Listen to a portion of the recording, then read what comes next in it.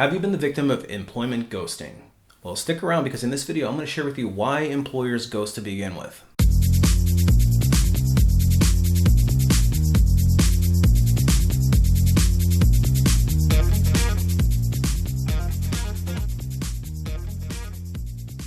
Hey everybody, it's Brian from A Life After Layoff, and today I want to talk to you about one of the topics that's near and dear to every job seeker's heart, employment ghosting. Listen, we've all been there before, and yes, even I have been ghosted, and let me tell you, it sucks. So you know the story.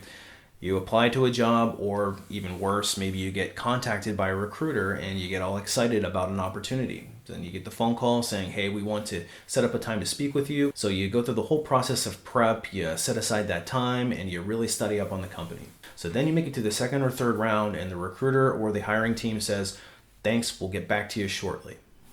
And then you play the waiting game. But what happens is 1 week goes by, and then it turns into 2 weeks. And 2 weeks turns into 3, and before you know it, you're sitting at a couple of months later wondering what the heck happened. And then it dawns on you, you've probably just been ghosted. Ghosting in the interviewing process is just poor candidate experience. There's no way to really sugarcoat it. But there are some reasons why it likely happens, and I want to dive into some of those with you in today's video. Like I said before, I've been the victim of ghosting myself, where I've interviewed for positions, or I've had recruiters or hiring managers contact me and go through an entire interviewing process only to find out that I get ghosted later on. So again, I wanted to share some reasons why I think employment ghosting happens, and in some cases why it is so pervasive. But before we get too far into it, if you're interested in more videos just like this one directly from a corporate recruiter, make sure you hit the subscribe button. And if you want to hit that notification bell, you won't miss a single post. Now, I want to put a little asterisk here and just say that I consider employment ghosting when an employer or a company representative reaches out to a candidate and moves them into a formalized interviewing process and then fails to follow up with them on the status of their application. I do not consider ghosting when you apply to a role and you don't get a response back. So I want to make that clear. So the first major reason why I think you've gotten ghosted is probably due to lazy recruiting or lazy recruiters. Unfortunately, this one's probably the most common reason why. Simply, it takes too much effort.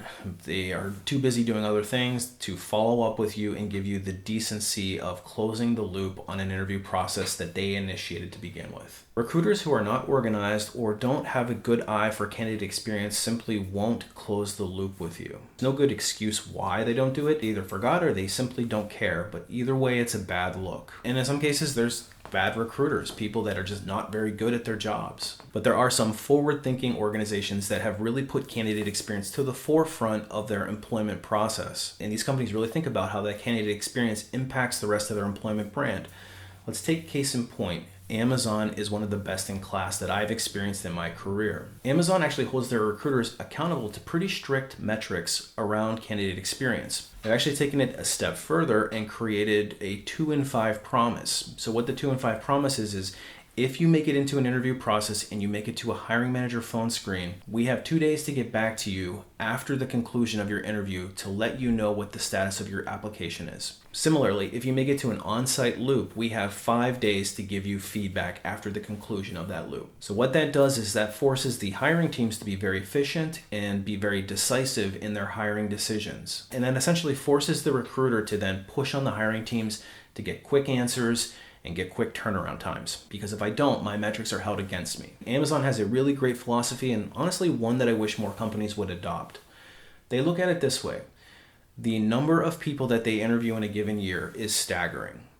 And the chances of you as the job seeker being also an Amazon customer is going to be very high. So if you got ghosted or treated poorly in an interview and you went to go log into your Amazon account to buy that product, you're probably going to be thinking in the back of your mind that, maybe I don't want to give them my business after all. And if you extrapolate that across the entire organization, how many interviews happen, and if everybody had the same experience, it could really impact the bottom line of that business. If you're a recruiter or a CEO, think in terms of if you are talking to that person across the table and they are a customer of yours, how would you want to treat them? So the second major reason is bad work processes. Companies that lack internal control often struggle with this type of thing. And kind of a polar opposite of Amazon, a lot of companies don't have great internal processes for their recruiting. And I'll say this, companies that don't have a formalized talent acquisition department inside of their human resources department tend to struggle with this more. And I can always tell when it's an HR person who is running the talent acquisition function inside of a company. No offense to my HR friends out there, but generally speaking, there are best practices in recruiting,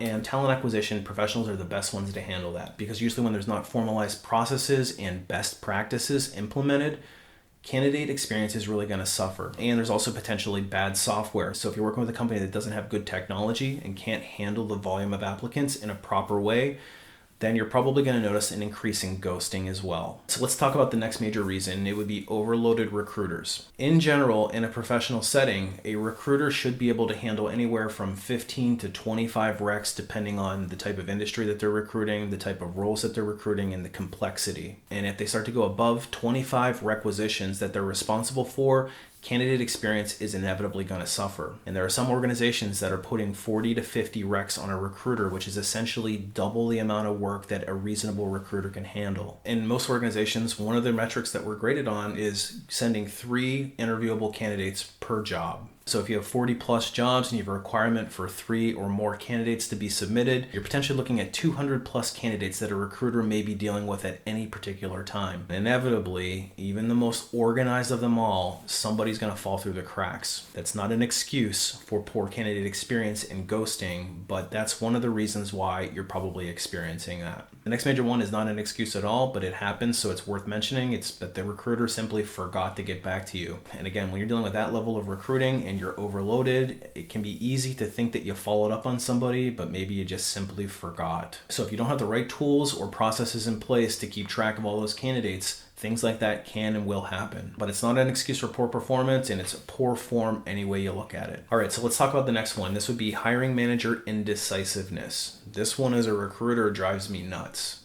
But this is probably one of the most common situations that I experience in what could potentially lead to the perception of being ghosted, even if you actually aren't.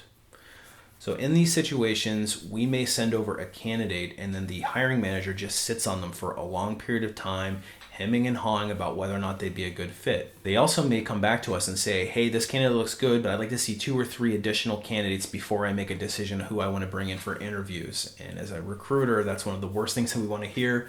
We try to get our 3 candidates right out of the gate, but if we have to go back and find a new slate of candidates, that could potentially delay the hiring process for 2, 3, 4 weeks.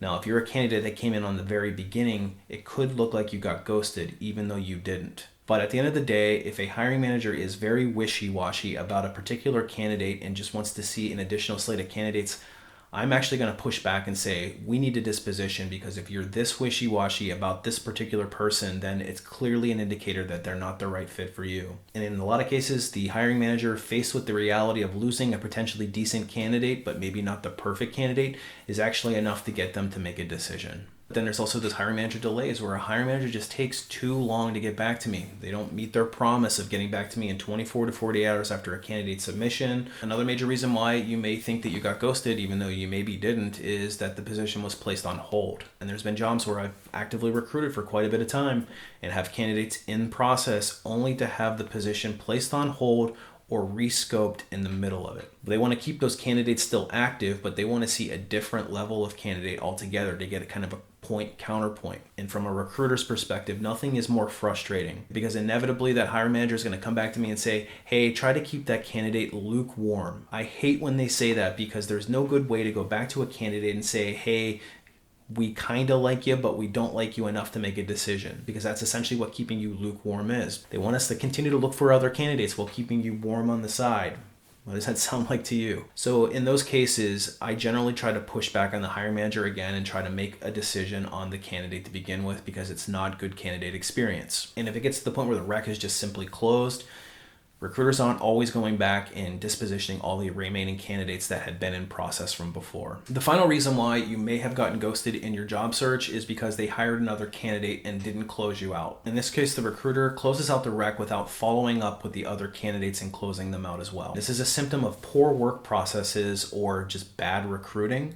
but it does happen. All right, so there you have it. There's the most common reasons why candidates get ghosted. Now listen, I am not a proponent of ghosting on any level. It's the worst kind of candidate experience that you can have. I try my hardest not to ghost anybody myself, but even I'm not perfect. All right, so what can you do if you think you've been ghosted by the employer?